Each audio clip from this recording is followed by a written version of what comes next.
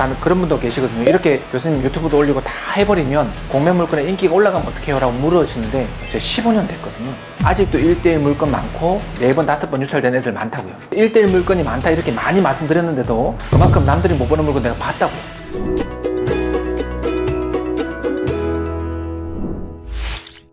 좋아요, 구독, 알림 설정 부탁드립니다.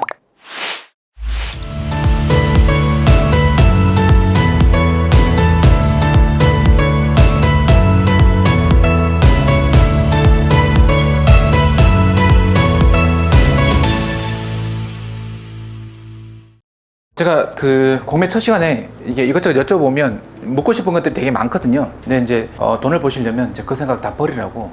일단 농지증을 안다고 해서 돈을 버는 게 아닌 거거든요. 농지증은 우리가 확실하게 공매를 통해서 이루고자 하는 그 과정상 내가 하나 알아야 될 지식에 불과한 거고, 그게 궁금한 게 풀렸다라고 해서 나한테 얻어지는 건 없거든요. 그러니까 확실하게 내가 갖고 있는 시드로 언제까지 어디까지 가겠다는 것만 갖고 계시면, 그리고 공매 위에 올라서시면 돼요. 차근차근 가다가 풀어야 될 부분들은 하나둘씩 같이 풀면 되거든요. 다른 것 아예 출발조차 못 해보던 그런 경우에서는 이제 벗어나시라고. 이제 아예 보시면 우리가 그동안 이제 공매를 못했던 이유들, 시간이 없었고 돈이 없었고 방법을 몰랐고 멘토가 없었다. 근데 이 중에 4개를 다 갖춘 사람 없다고 그랬습니다. 2개만 있으면 출발하시면 돼요. 이제 시간 마련하면 되고요. 돈을 분명하게 분리시키면 돼요. 독립시키면 되고, 방법은 안 바꾸시면 돼요. 그리고 믿고 가시면 됩니다. 공매 시작에 여러 가지 고민들이 있으시겠지만 돈이 제일 큰 고민이다. 돈보다는 원래 시간이 더 고민이거든요. 돈 고민 더 많이 하시죠. 근데 돈은 확실히 500 이상만 있어도 참여할 수 있다라고 온비대에 나와 있습니다. 기간은 다 6개월로 잡으셔도 돼요. 500에서 3천, 5천, 1억, 3억,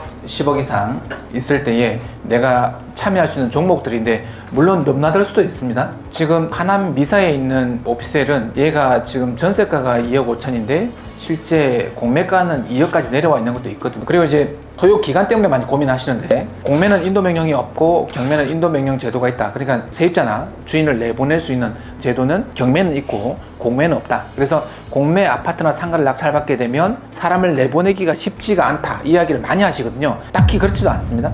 지금 실제 자산관리공사 물건들 보시면 얘가 6번 유찰되고 마지막 유찰 가면 전세가랑 똑같거든요. 명도, 권리상 하자 전혀 없음이라고 적혀 있고요. 밀려있는 세금 관리비가 없습니다. 전세를 맞출 수 있다고요. 입찰 보증금 가지고 내가 낙찰 받은 다음에 60일 동안 전세를 맞추면 내가 별도로 대출받지 않고도 전세만 가지고도 그 집에 잔금을 마련할 수 있다고. 집이 비어 있으면. 공매는 빈집 많습니다. 그거는 공매의 장점이다 이렇게 보시면 될 것 같습니다.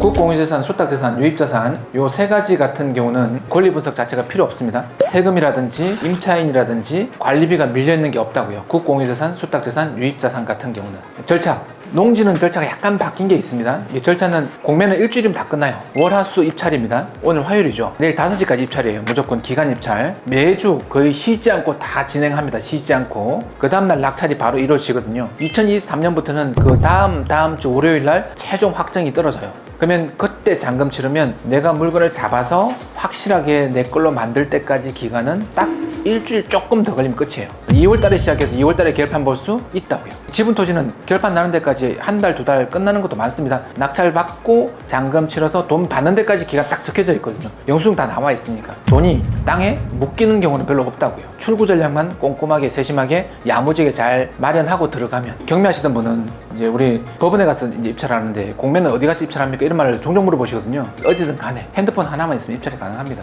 그리고 이제 낙찰 결정 자체는 그 다음날 바로 떨어집니다. 간혹 이제 현장 입찰을 하거나 추천 방식으로 낙찰자를 정할 때가 있어요. 이제 2월달, 3월달 되면 추천 방식 한두 개 나올 수도 있습니다. 특히 추천 방식의 경우에는 좀 예민한 물건들, 이게 LH공사에서 직원들이 난리를 쳐서 잘못 매입했던 땅들 전부 몰수해서 매각할 때 그런 애들은 다 추천 방식 가거든요. 강남구청 앞에 삼성 월드타워 아파트 같은 경우도 토지거래 허가 규정 위반해서 매입한 그런 아파트들은 전부 다 처분명령을 내리는데, 그때 처분명령은 산 금액 그대로 수익이 하나도 안 남게. 왜냐면 이제 법을 어긴 사람한테 수익을 남겨주면 안 되는 거잖아요. 그리고 공산주의도 아닌데 뺏을 수는 없는 거잖아요.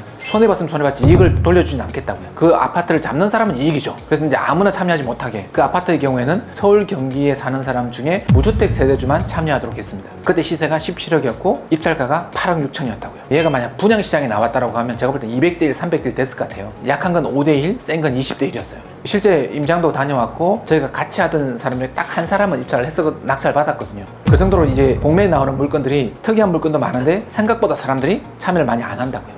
그런 분도 계시거든요. 이렇게 교수님 유튜브도 올리고 다 해버리면 공매 물건의 인기가 올라가면 어떡해요? 라고 물으시는데 제가 15년 됐거든요.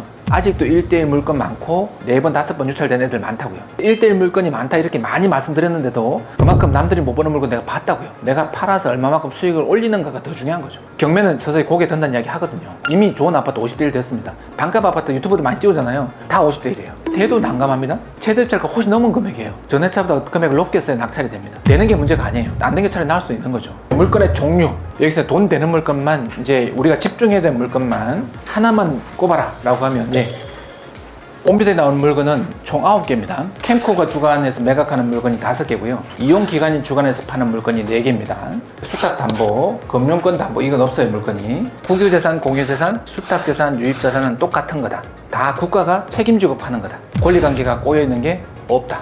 그럼 남는 건 압류재산이랑 기타 일반 재산만 남거든요. 압류재산은 경매랑 똑같아. 권리 분석 철저하게 다 해야 됩니다. 근데 기타 일반 재산 같은 경우는 이제 은행이나 신탁사가 파는 물건인데 얘는 분석 방법이 하나하나 다 달라요. 국유 수탁 유입, 국유 공유 재산은 분석 방법이 없어요. 왜? 분석할 게 없으니까. 아예 임차인이 없는 물건이라고요. 아예. 근데 기타 일반 재산은 괜찮은 아파트, 괜찮은 상가, 괜찮은 숙박시설이 다 들어있습니다. 이 안에 돈 될 만한 얘기 다 들어있어요. 덩어리 큰데 적은 돈으로 잡을 수 있는 애들. 그래서 이제 우리가 제일 돈이 되는 애를 잡고 싶다라고 하면 얘 공략하시면 돼요. 기타 일반 재산. 그리고 이제 우리가 공매 공부하면서 봐야 되는 사이트들이 쭉 나와 있는데 정부24, 대법원, 토지위험, 디스코 바로바로 이거 다 그냥 한 번씩 들어가 보시면 돼요. 빨리빨리 많은 물건 보고 싶다라고 하는 분들은 맨 끝에 바로바로 들어가시면 돼요. 유료긴 한데 앞에 있는 서비스 다 들어가 있습니다. 얘는 모든 정보를 다 출력할 수 있어요. 얘는. 그리고 시세 파악하는 건데 이게 디스코랑 밸류맵이랑 이 땅야 같은 경우도 이제 그 시세 파악하는 데 좀 도움이 됩니다. 이건 다 민간 사이트예요. 그냥 하나만 보시면 돼. 하나만. 그리고 한국부동산원 얘는 오피스텔이나 아파트, 상가, 서울 전 지역에 실제 거래 동향이 다 나와 있어요. 권리금까지 다 분석해 놨습니다. 종로 명동의 옷가게에 한 평당 권리금이 얼마인지 평균 권리금이 다 나와 있어요. 지도, 카카오 네이버 지도 제일 많이 보죠, 그죠? 국토지리정보원에 나와 있는 자료를 둘 다 이용합니다. 근데 카카오 지도가 조금 더 최신 정보를 업데이트할 때가 많아요. 카카오 지도만 보셔도 됩니다. 세움터는 건물에 관한 것만, 이 건물이 언제 누가 건축허가 신청해서 언제 착공했고 언제 사용 승인 받았는지 알고 싶다. 이게 들어가서 무료로 주소만 검색하시면 대장까지 다 발급받아 볼 수 있습니다. 세움터는. 임업정보 다 드림. 임야 투자할 때 경사도가 제일 중요한데 경사도라든지 도로 상태라든지 그 임야에 자라고 있는 나무의 수종이라든지 벌목이 제한되어 있는 곳이라든지 이런 것들이 다 표시가 되어 있거든요. 여기 들어가면 산림청에서 운영하는 거거든요. 근데 복잡하게 생각하지 마시고 그냥 우리가 보통 경사도 25도는 한 번씩 들어보셨죠? 25도 넘으면 개발 불가, 25도 이하면 개발 가능. 그냥 디스코에 가가지고 완경사로 찍힌 것까지는 괜찮아요. 15도 넘어가면 개발 허가를 준다라고 하더라도 토목비가 더 많이 들어요. 오히려 토지위험이나 디스코에 가면 평지랑 완경사까지만 보시면 돼요. 온비드에 관련된 기본적인 거 보셨고 지난달에 토요일 오후에 상담하러 오신 분이 내가 갖고 있는 돈이 얼마다. 수업을 듣고 나면 내가 남은 돈이 이것밖에 없다. 현실적으로 내가 생각하기엔 불가능할 거다. 뭘 한다는 게 가능한지 가능하지 않은지 내가 확실히 눈으로 볼 수 있다면 하겠다 라고 시작하신 분이 있거든요. 사업 다 정리하고 직원들 다 주고 나니 본인한테 지는 게 2천만 원이 좀 안 됐었거든요. 그분한테 보여달라는 게 보여줘야죠. 양평 걸 찾았습니다. 양평에 800만 원짜리 땅이 400만 원에 내려와 있더라고요. 이것저것 분석하니까 도로도 붙어있고 시세보다 반의 반으로 내려와 있었습니다. 설명드리고 하시겠습니까? 라고 했더니만 그분 망설임도 없이 하겠다고 합시다 그러면 했죠.